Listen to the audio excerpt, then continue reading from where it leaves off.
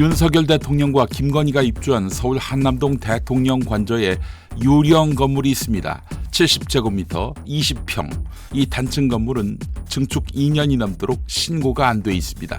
등기부에도 나오지 않습니다. 대통령 관저인데도 말입니다. 적게 잡아도 수천만 원이 드는 공사비 집행 내역은 존재할 텐데 정부 예산 어디에서도 확인되지 않고 있습니다. 특정 업체가 무상 또는 대납 형태로 공사를 해주었다면 대통령을 보고 준 뇌물에 해당한다는 것이 법조계의 평가입니다.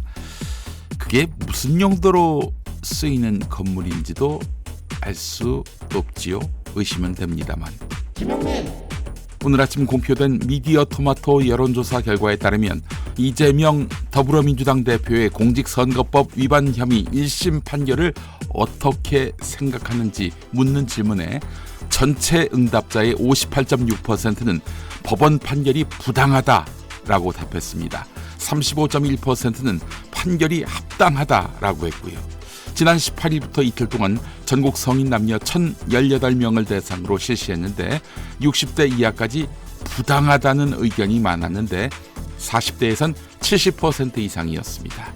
70대만 합당 의견이 52.3%로 많았습니다. 영남에서조차 부당하다는 의견이 다수였는데요. TK는 50%를 넘었습니다. 도널드 트럼프 미국 대통령 당선인의 성추문 입막음 의혹 사건을 수사해온 미국 검찰이 법원에 트럼프가 대통령 임기를 마칠 때까지 재판 절차를 일시 중지해달라는 요청서를 제출했습니다.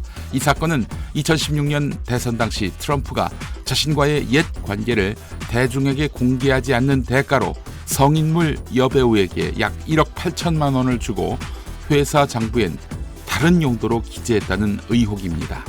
지난 5월 말에는 배심원 만장일치로 유죄 판결이 예정됐고 오는 26일 선고할 예정이었습니다. 트럼프가 형사 기소된 다른 3건의 재판도 흐지부지 될 가능성이 큽니다.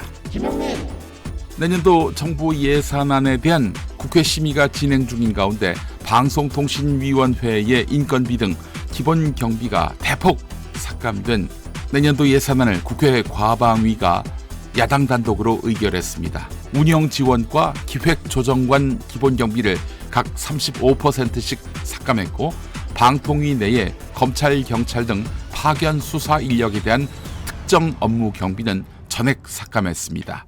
다만 23억이 드는 불법 스팸 대응 체계 구축 같은 민생 사업 예산은 늘려서 방통위 전체 예산은 늘었습니다.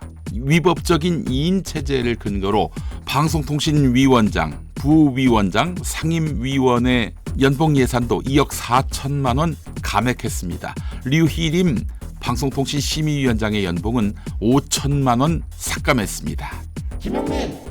국제통화기금 IMF가 한국의 내년 경제성장률 전망치를 낮추어 잡으면서 하방 위험이 더 높다 이렇게 강조했습니다. 더 떨어질 가능성이 높다는 얘기지요. 미국 트럼프 2기 행정부 출범이 한국에 미치는 영향에는 불확실성이 크다고 언급했습니다. 이런 가운데 극심한 경기 둔화 탓에 파산한 국내 법인 수가 올해 사상 최대치를 기록했습니다. 정체된 일감, 치솟는 인건비, 고금리 속에 무너지고 있는데 내년엔 중소기업 줄도산이 예상됩니다. 이런 가운데 조선일보는 윤석열 정부 경제팀이 현재 경기를 심각한 상황으로 판단하지 않으면서 경기 회복세를 이끌 과감한 정책을 내놓지 못하고 있다고 질타했습니다. 국민의힘 당원 게시판에는 한동훈 대표 가족으로 추정되는 명의의 게시물이 논란이 되고 있습니다. 내용을 보니 모두 한동훈의 이익을 대변하고 있는데 이재명 민주당 대표는 물론이고 윤석열 대통령도 비방하는 글이었습니다. 이와 관련해 한동훈 대표는 사실상 함구하고 있는데요. 친한동훈계 인사는 가족이 썼다 해도 그래 불법적인 내용이 없는데 무슨 문제인가라고 했습니다. 하지만 사실이라면 정치적 파장은 물론이고 처벌도 가능합니다.